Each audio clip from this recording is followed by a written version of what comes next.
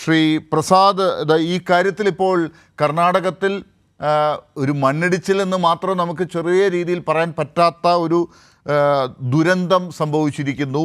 അതിനെ കൈകാര്യം ചെയ്യുന്ന രീതി താങ്കൾ എങ്ങനെ ആണ് അതിനെ കാണുന്നത്? നമ്മൾ എന്താണ് അവിടെ ചെയ്യേണ്ടതെന്നാണ് താങ്കൾക്ക് തോന്നുന്നത്?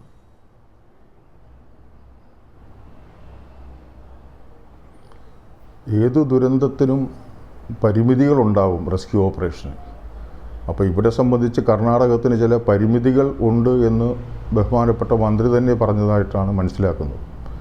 അപ്പോൾ ആ പരിമിതികൾ അതിജീവിക്കുക, അത് ഡിസാസ്റ്റർ മാനേജ്മെൻറ്റ് സിസ്റ്റം, അവരുടെ ഡിസാസ്റ്റർ മാനേജ്മെൻറ്റ് സിസ്റ്റം ഉണർന്ന് പ്രവർത്തിച്ച് കൂടുതൽ ഏജൻസിയെ ഇതിലേക്ക് ഇൻവോൾവ് ആക്കണം.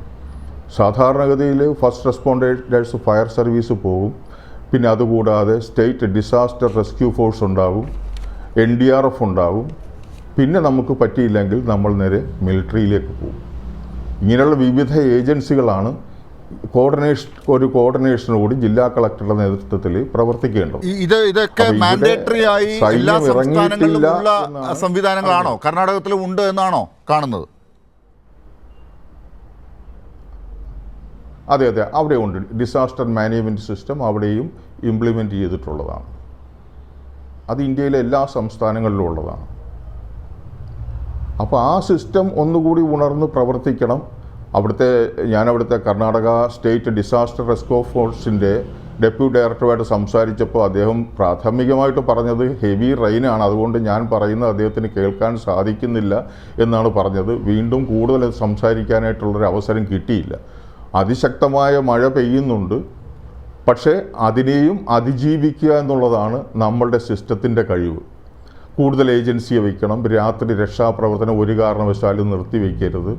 എന്നാൽ ഈ സമയത്ത് കൂടുതൽ മണ്ണ് നമ്മളുടെ ദേഹത്തേക്ക് ഇടിഞ്ഞ് വീഴാതെ നമ്മൾ നോക്കുക. ഇങ്ങനെ ഒരുപാട് കാര്യങ്ങൾ നമ്മൾ ചെയ്യേണ്ടതുണ്ട്.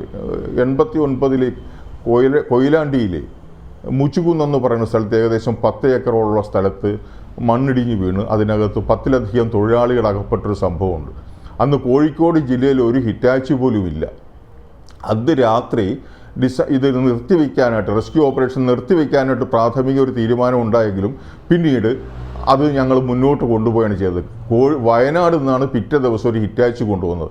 അപ്പോൾ അന്നത്തെ കാലത്ത് 26 മണിക്കൂർ തുടർച്ചയായിട്ട് റെസ്ക്യൂ ഓപ്പറേഷൻ നടത്തിയാണ് അത്രയും തൊഴിലാളികളെ ഞങ്ങൾക്ക് പുറത്തേക്ക് എടുക്കാൻ സാധിച്ചത്. അന്ന് ജനങ്ങൾ സംഘടിച്ച് നിന്ന് മൺകുട്ടയിലാണ് മണ്ണ് വാരി പുറത്തോട്ട് നീക്കിയത്. ഇന്ന് ആ സാഹചര്യം മാറി നമ്മൾ പുരോഗമിച്ചിട്ടുണ്ട്. ഇവിടെ അത് ലൊക്കേറ്റ് ചെയ്തെന്ന് പറയുന്ന വണ്ടി, ഇത് ഗ്രൗണ്ട് പെനിട്രേറ്റിംഗ് റഡാർ ഉണ്ടെങ്കിൽ 30 മീറ്റർ വരെയുള്ള സ്ഥലങ്ങളിൽ പോയി ഇത് ഐഡൻറ്റിഫൈ ചെയ്യാൻ പറ്റും. ലോ ഫ്രീക്വൻസിയുള്ള റഡാറുകളാണെങ്കിലും പരമാവധി 30 മീറ്റർ വരെയും താഴ്ചയിൽ പോയിട്ട് അവിടുത്തെ സ്ഥിതിഗതികൾ നമുക്ക് വിവരം തരുന്നുണ്ട്. അത് IIT-കളിലും ഡിഫൻസിനും അങ്ങനെയുള്ള പ്രധാന ഇൻസ്റ്റിറ്റ്യൂഷനിലൊക്കെ ഉള്ള സംഗതികളാണ്. പക്ഷേ എന്തുകൊണ്ട് ഇവർക്ക് ഇവിടെ അത് ഉപയോഗിക്കാൻ പറ്റുന്നില്ല എന്നുള്ളതിനെക്കുറിച്ച് വ്യക്തമായിട്ടൊരു അഭിപ്രായം ഈ അവസരത്തിൽ ഇവിടെ ഇരുന്നുകൊണ്ട് എനിക്ക് പറയാൻ പറ്റുന്നില്ല. പക്ഷേ ബെറ്റർ കോർഡിനേഷൻ നടത്തി മിനിമം ടൈമിൽ നമുക്ക് ഈ കാഷ്വാലിറ്റിയെ കണ്ടെടുക്കുക എന്നത് അത്യാവശ്യമാണ്.